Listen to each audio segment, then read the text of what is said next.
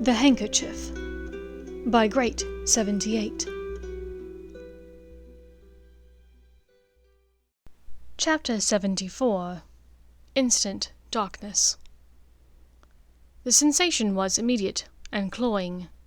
Inside the vanishing cabinet he felt as though he were moving without walking, being pushed forcibly through a tight tunnel made of dense fabric. He imagined himself trapped in an oversized stocking, the fabric settling over his nose and mouth, pressing on his lungs. He fought to maintain his self-control and not panic. He fought not to think of what the fatherly bird and Lopi had experienced. The crush upon their tiny lungs must have been as heavy as a child's foot inside a man's boot. In what felt like minutes, but was likely only seconds, he saw the outline of a door ahead, and he surged towards it. With a slight push, he stumbled out into the darkened, closed shop in Nocturne Alley. Borgin stood agog from his spot behind the till. He had clearly not expected Draco to move from an apple to a person, much less himself. The two wizards locked eyes, and Borgin closed his mouth with a snap, then opened it to ask, "It works, then?" "Yes." Draco straightened and gasped in a lungful of air. "I suppose you'll be letting them know?" Draco realized at that moment that he had no idea how to get in touch with anyone in the Deathly ranks, save Voldemort himself, something he vowed he would never do. "I would prefer it if you do it. There's still much to be done back at the castle. Please, inform me of the time that they'll be arriving so I can be ready." He tugged at the bottom of his suit jacket, steeling himself to re-enter the cabinet. Then he grabbed the door with purpose, opened it, and stepped inside. There was the same dense, crushing feeling, then mercifully he was out. His birds greeted him with what he imagined was even more joy than usual. He collapsed onto the desk, summoning a small bowl that looked as though it had been holding a bit of dried murtlap tentacles at one time. He scourgified it, then filled it with water, reminding himself that on his next life-or-death mission he should bring a drinking glass. A few bowls of water, and one more chocolate bar later, a coin warmed in his pocket. He pulled it out to read it. "Just saw Dumbledore outside my pub. Heading for Hog's Head." It took Draco a moment to figure out who had sent this. He had too many coins now. He marked this one with an R for Madame Rosmerta, and sent back a reply. "Tell me as soon as he is back." A different coin warmed in his pocket. Who now? "Luna says bad things afoot. Status?" "Going as planned. She is right." Then, after marking the serial code on this coin with a B, Draco withdrew Theo's coin as well, adding a T and then sending the same message to both of the wizards. "Portal fixed. Waiting for others. Stay vigilant." Theo replied, "Okay. Recall now why I nixed Jessalyn. Clingy." Draco huffed a laugh and shook his head, leave it to Theo to find something inane to distract him with when he was about to face down death. "Don't lie. She can't wait till you leave." Another warmth in his trouser pocket. It was Borgin. "Arriving in 1 hour." Fuck, he thought. It was nearly time. He opened his bag, checking that the undetectable extension charm upon it was still holding. Then he summoned a broken bird cage that he had noticed weeks before, far back in the depths of the room. A few quick spells repaired it well enough to hold the coterie of birds for the journey. From his bag he withdrew the small bag of birdseed that he'd purchased by owl post from Elop's Owl Emporium weeks before. Placing the food and the broken bowl filled with water inside the cage, he opened the door and gestured to the little birds. The heavy-browed bird and the two sisters hopped inside eagerly, with the two rambunctious green-headed ones following a bit more apprehensively. It was the baby's turn, and the bird popped up on his wrist, nipping affectionately at his thumb before hopping inside. Draco cast a stasis charm on the water and food so that they wouldn't spill. Just then his breast pocket warmed. He withdrew his handkerchief from his inner pocket. "How are you doing? Are you busy this evening? Is everything going like you thought?" He took his time coming up with his reply. Then finally he said, "Yes, Mai. It is going as planned. I don't want to do this, but it's happening. I need you to know what is going on. Find Moaning Myrtle. She knows the whole truth, and she's been told to tell it to you now." There was silence for a moment, then her reply came.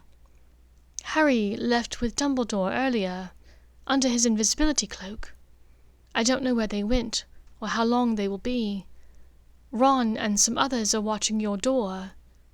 Please, don't let them get hurt. I am watching for Snape on Harry's map. Harry thinks he's working against us."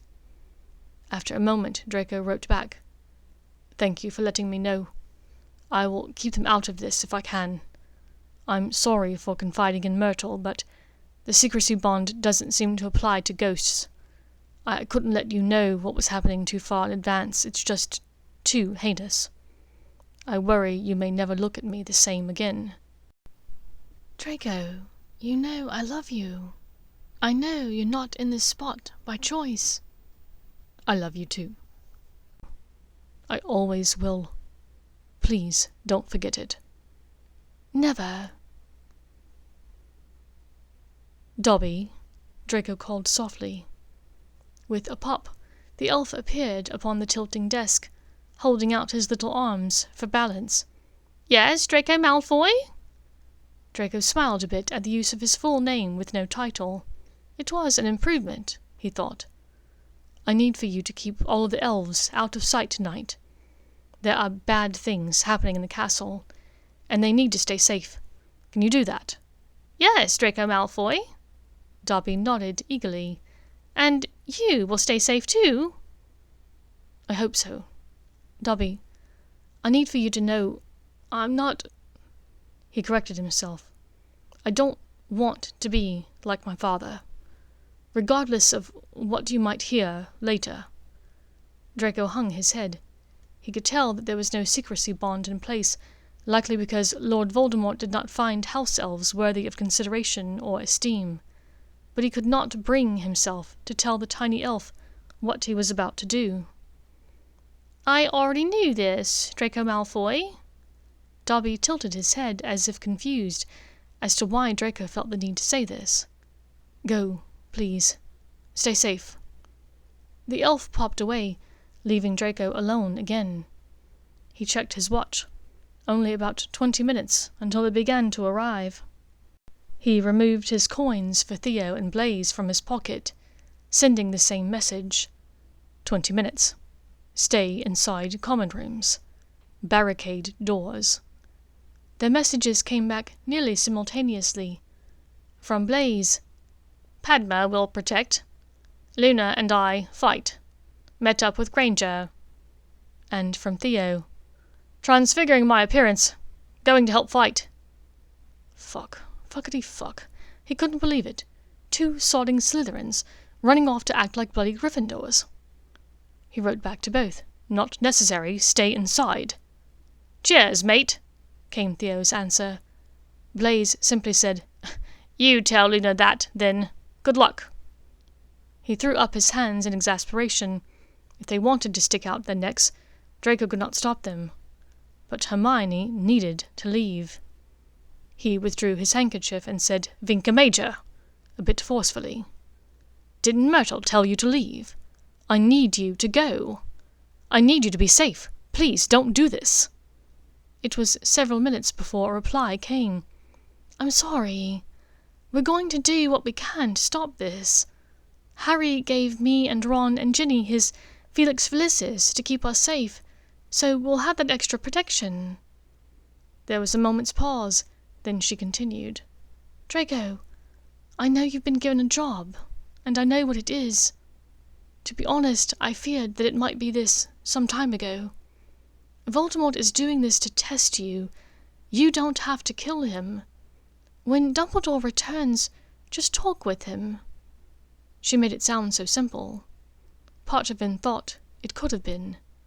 But not now. Not anymore. He replied, the others are already on their way. They'll be here in just a few minutes. There's no going back. There's no hope for me. I need you to leave. Find my aunt, take my money, and get out of this country as fast as you can. Take your parents, take Potter, the Weasels, your cat, Hagrid, every house elf in the country, anyone else you can get to leave with you, and go. There has to be another way, Draco. Draco stifled a sigh that nearly came out as a sob. He answered, I've told you. The others are almost here. If I don't at least attempt to do this, one of the other ones will step in and do it, and then probably kill me too, or bring me back for Voldemort to torture and kill. I am so sorry. I never wanted to be in this position. I love you. I love you. Please, be careful.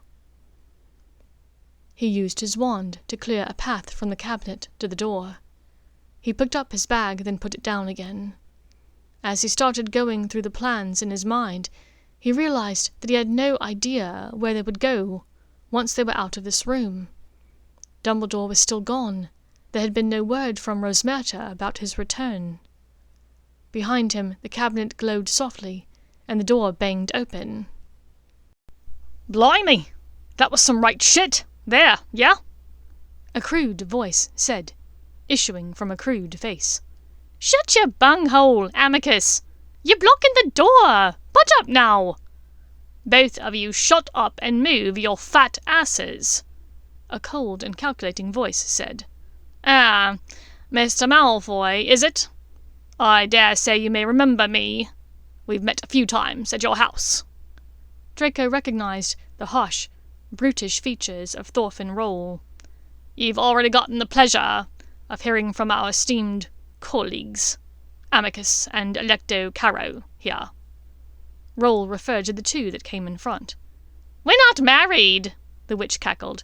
He's my brother, Gov, just so's you know, if you catch my drift. Electo winked at him and pushed at the sides of each of her enormous boobs lasciviously. Ugh! Salazar's sack, witch! Keep it in your pants! An older wizard that Draco thought was named Travers grumbled. A short ginger man stepped up and offered Draco a quick handshake. Gibbon, he said brusquely, by way of introduction. What's the plan, Gov?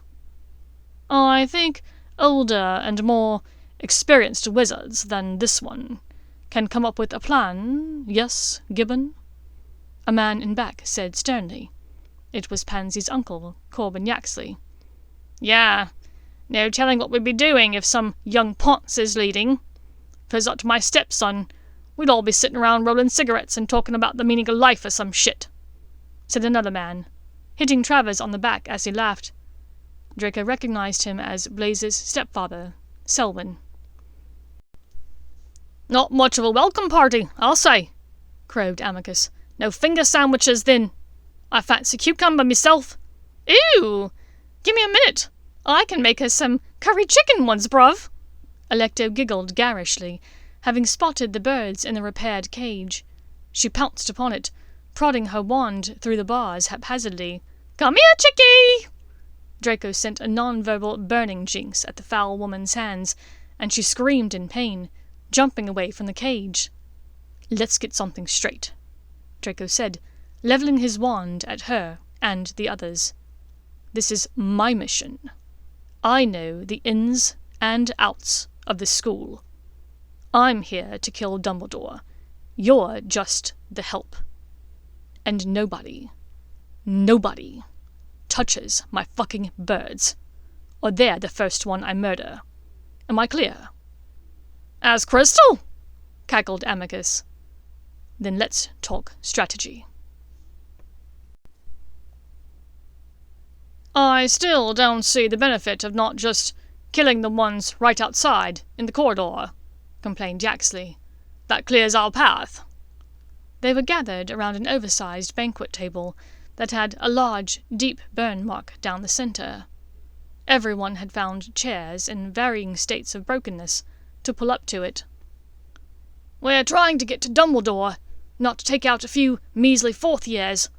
What happens when we kill them and someone finds them and sets off defences against us? We're trapped, and it's a Department of Mysteries all over again," said Travers. "Agreed," said Selwyn.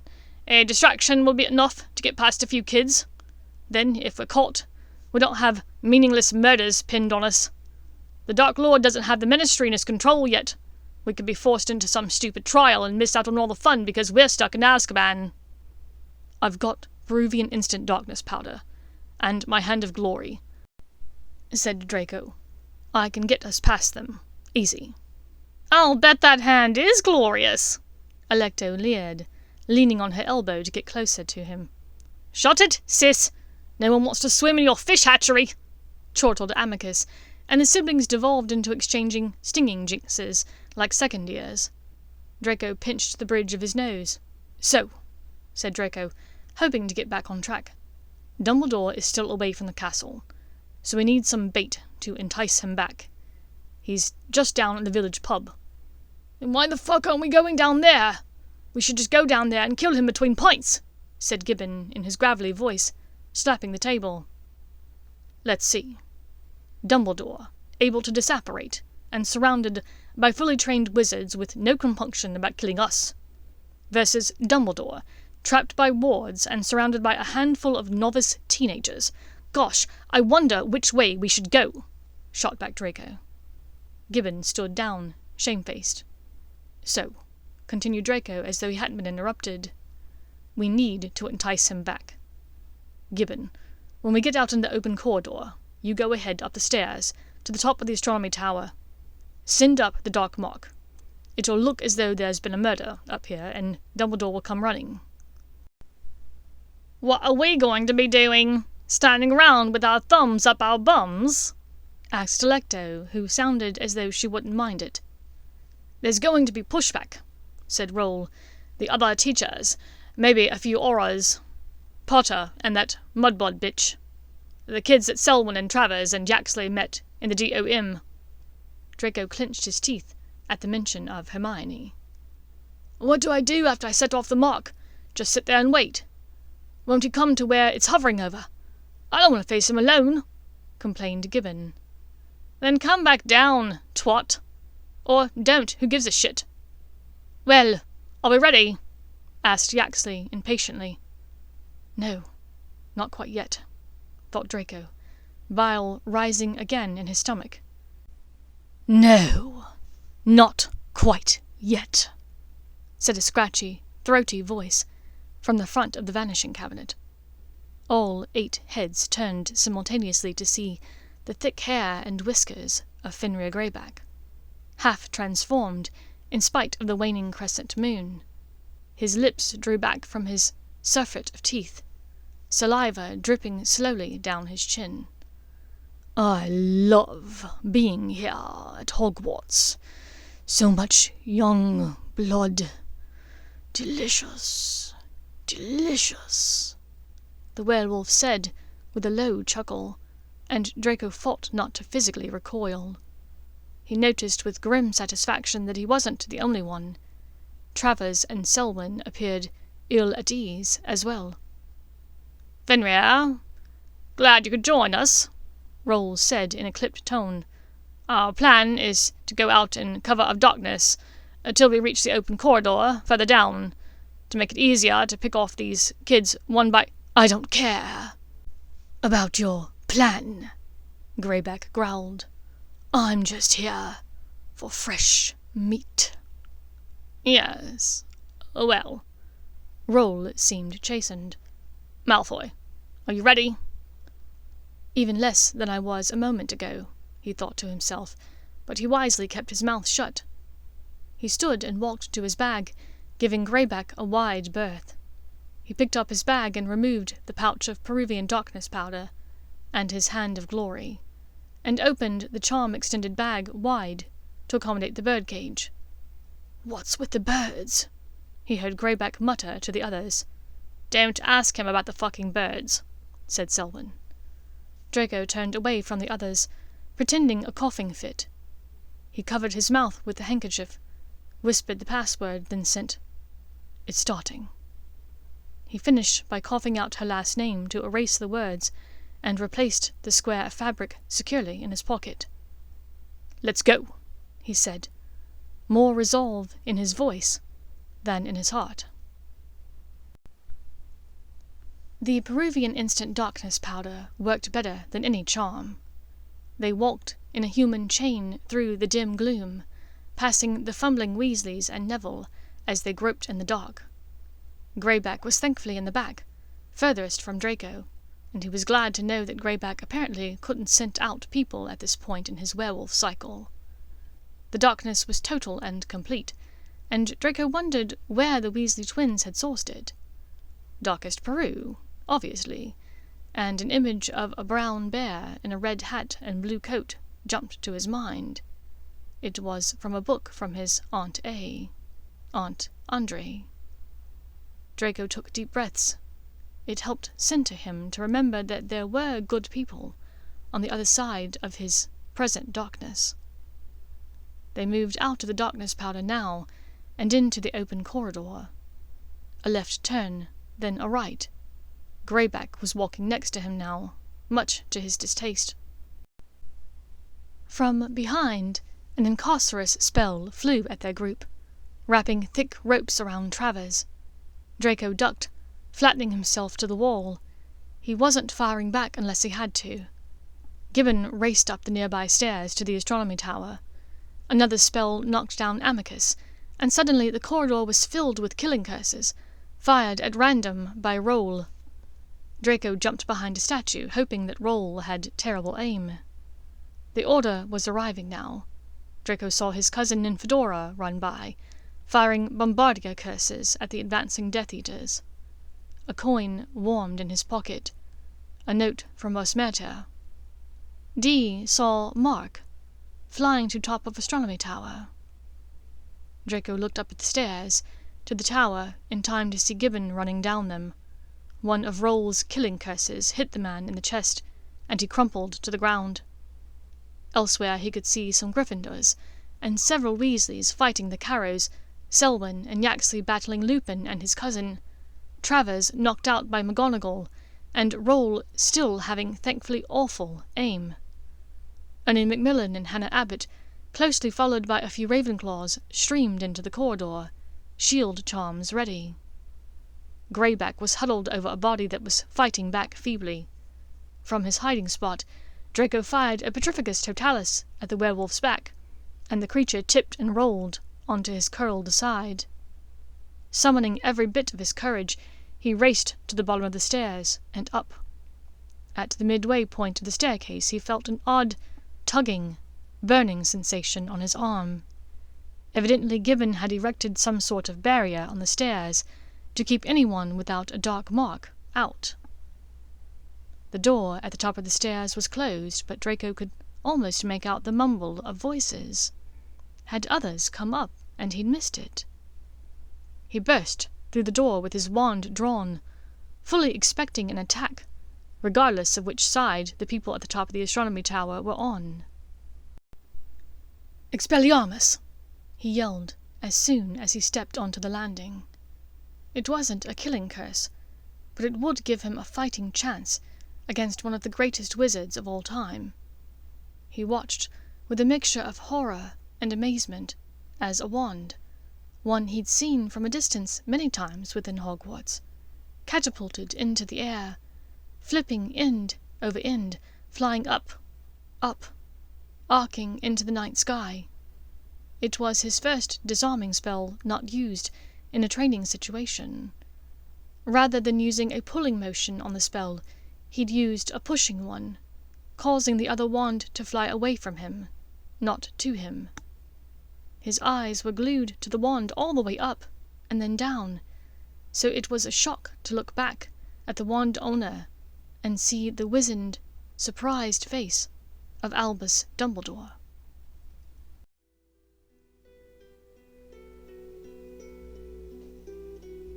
Thank you for listening to this chapter of The Handkerchief by Great 78.